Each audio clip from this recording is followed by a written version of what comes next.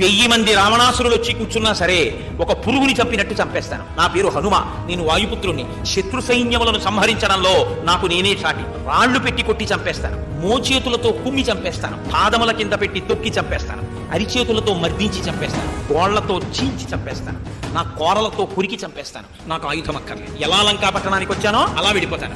నన్ను పట్టగలిగిన మనగాడు లంకా పట్టణంలో లేడు.